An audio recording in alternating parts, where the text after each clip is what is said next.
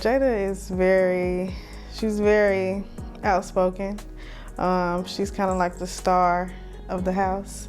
So she was very playful and energetic, very confident, and we were pretty close. I definitely took on the role of her big sister, and I took it very serious. She also did a whole bunch of TikTok videos that she left us with. So she's like a TikTok star. Get down on it, to get right there, you can't sit down on it. Like a lollipop, look down on it. On the beat, I'ma spit right on it. How you gonna do it if you wait on me? Oh man, that kid. What can I say about Jada? She definitely was adventurous. She loved everyone. She loved making friends. She very caring, very nurturing. Just wanted to be the life of the party all the time. She pretty much was. And so that's how she really lived her life. I know Jada did complete a few years at Western Illinois University. I know she was studying biology, so she wanted to be in the health field, but she was still trying to figure out exactly where she wanted to be and what she wanted to do. Jada had a few different ventures that she tried to complete. So she started out with wigs. Her business page was Wigs by Jada. She started her flower business, so she made bouquets of flowers.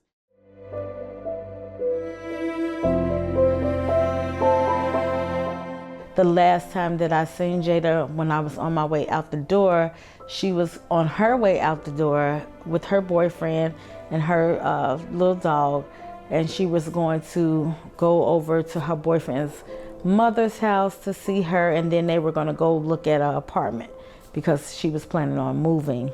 We had just got through doing a breast cancer walk. As soon as I got to my cousin's house, who I was dropping off, I get a phone call from my oldest daughter, Kayla, who currently lives in North Carolina.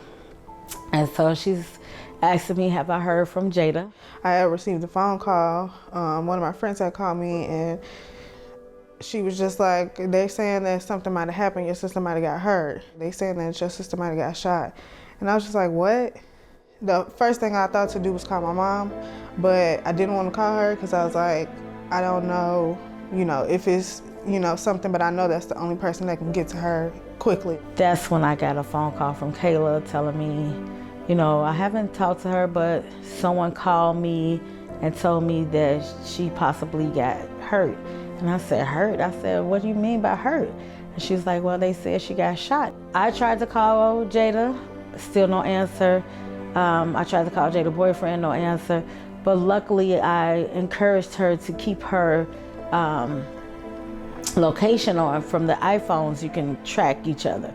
So she had her location on, and it told me that she was at Jackson Park Hospital. So once she said that, it kind of settled in a little bit for me. I didn't want to believe it, but I'm like, why else would my sister be, at the hospital? It's devastating. You feel empty. You feel like, where did you go wrong? Why wasn't you there to help save her? All these different emotions are going through you at that exact moment. You feel lost because they shot her with a high-power rifle, so it took half of her face off. And so they was telling me they wouldn't want me to see her like that. I don't want to see her like that either, because my daughter was beautiful. They asked me, did she have any tattoos? And she did. And so I identified her body from her tattoos. Jada used to always tell me, I'm popular. And I said, girl, you're not popular. Nobody know you. But she did have a lot of friends. I didn't realize how many she had until her services. And I just want to thank all of you all for being here and being supportive and loving on my daughter. I opted to get her cremated because I just couldn't bury her disfigured like that. So we ended up cremating her.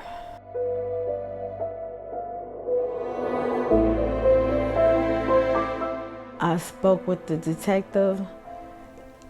She was speaking back with me at one point. I haven't heard from her since November of 2023. Crime Stoppers, they did contact me as well. And so they were supposed to go out into the community, find out information if they could. They even offered up a reward for someone who could, help solve this crime. But I haven't heard from them as well, so I'm not really sure if they had any updates or had anyone call in. Not sure, because no one's contacted me and told me anything.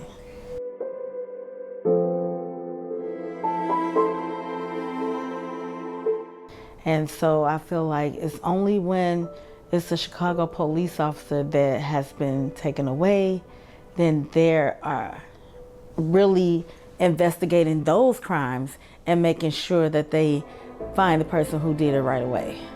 Why are you not doing these families the same courtesy?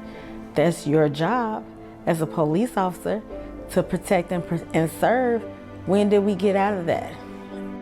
She wasn't involved in any street life and gangs or anything like that.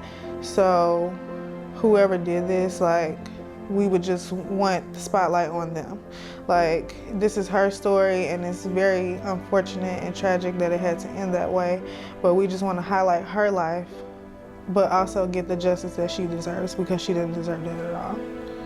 What I hope come out of this is that I will get the support I need to help solve this case, to help bring the people who murdered my daughter to justice, to get some recognition, to get her story out there so that people will know, yeah, I know you guys are not alone.